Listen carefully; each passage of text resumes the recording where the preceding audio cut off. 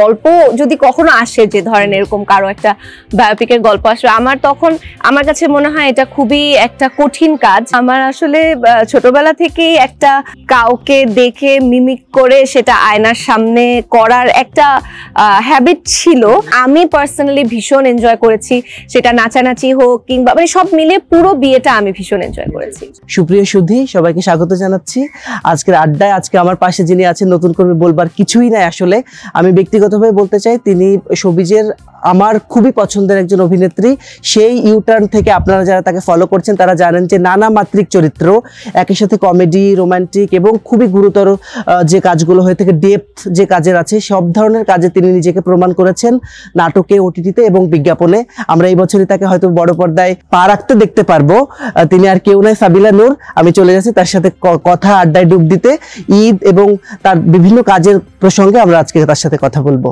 আমরা রিসেন্ট টাইমে দেখলাম যে একটা ভাইরাল ভিডিও যেটা তুমি মানে জয়া পার করছিলে, এবং সেখানে এক্স্যাক্টলি ওই টোনাল কোয়ালিটি এবং ওই জায়গাগুলো তুমি এক্সারসাইজ করতে পেরেছো। তো এই কোয়ালিটি থেকে তোমার ছোটবেলা থেকে ইনবিল্ড নাকি আস্তে আস্তে অ্যাক্টিং করতে করতে হয়েছে? এইটা আসলে আমি বলতে পারবো না, এটা আমার পরিবারের যারা আছে তারা বলতে পারবেন।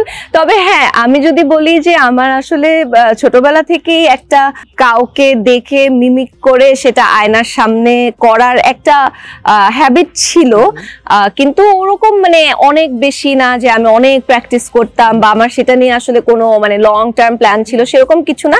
তবে একটা মানে এরকম জিনিস দেখলে আমার মানে যদি কোনো কিছু একটু ফানি মনে হয় বা ইন্টারেস্টিং মনে হয়, সেটা আমার মানে ভালো লাগে আর কি, মানে এক্সপিরিয়েন্স করতে। ইন্ডাস্ট্রিতে তো অনেক বছর হয়ে গেল তোমার কাজ করতে করতে, এক যুগের বেশি হয়ে গেছে আই থিংক। ইন্ডাস্ট্রি এমন কোনো মজার কোনো মানুষ যাদের টোনাল কোয়ালিটি মনে হয় যে আমি একটু মিমিক করি বা শুনতে খুব ভালো লাগে ওদের টোনাল কোয়ালিটি? না, তা তো অবশ্যই আছে আমাদের। আমার অ্যাকচুয়ালি আমি মনে হয় কি প্রতিটা মানুষের মধ্যেই না ইউনিক কোনো না কোনো একটা ফিচার থাকে।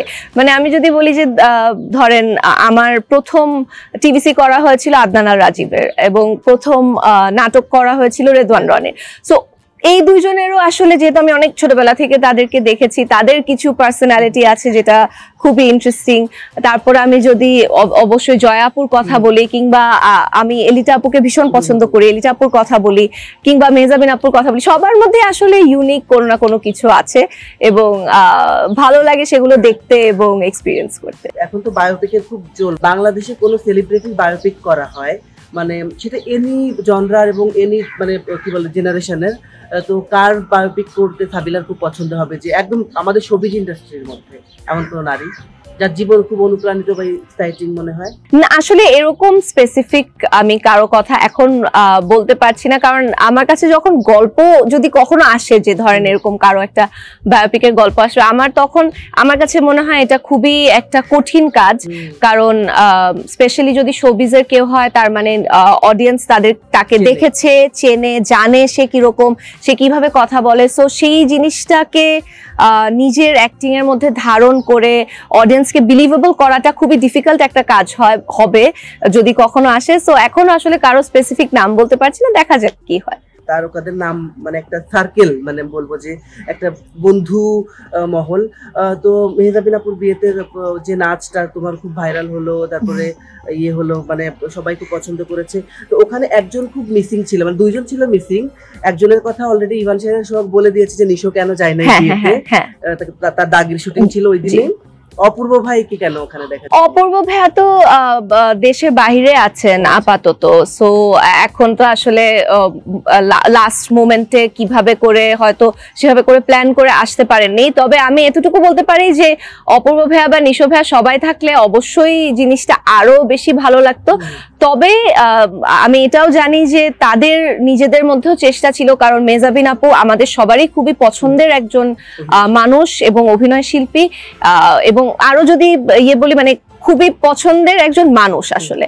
সো তার বিয়েতে নিশ্চয়ই তারা থাকতে চেয়েছিল, কিন্তু কাজের কারণে কিংবা বিভিন্ন রকম কারণে হয়তো থাকতে পারে না। আর তোমার নিজের একটা এক্সপেরিয়েন্স জানতে চাই যে ওখানে সবচেয়ে কি মজা লেগেছে? মেহজাবিন আপুর বিয়ের কোন জায়গাটা মনে হচ্ছে না এটা মনে থাকবে সবচেয়ে বেশি? অ্যাকচুয়ালি পুরো এক্সপিরিয়েন্সটাই যে সবাই একসাথে আমরা আসলে লম্বা সময় ধরে রিহার্সাল করেছি, এবং লম্বা সময় ধরে আসলে একসাথে একটা সময় কাটানো হয়েছে এবং সবার সাথে আসলে দেখা হয়েছে, কথা বলা একটা সুযোগ হয়েছে শুটিং কিংবা এই ধরনের একটা এনভায়রনমেন্টের বাইরে।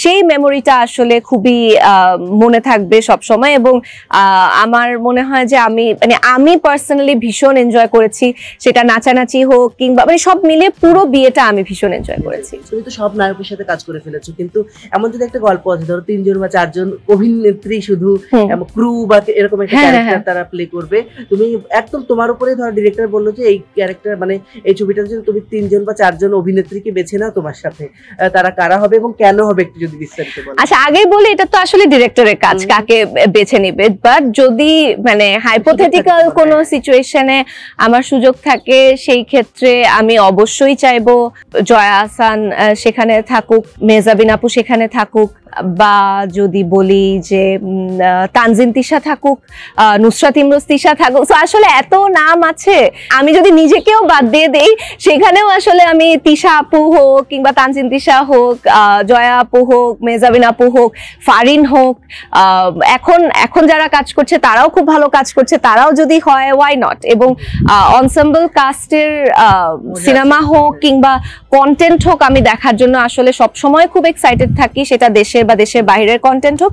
আমাদের দেশে সেটা কম হয়, বাট আশা করব হয়তো ফিউচারে ডিরেক্টররা বা যারা আছেন তারা ভাববেন এই ধরনের বড় কাজ নিয়ে কাজ করার কথা।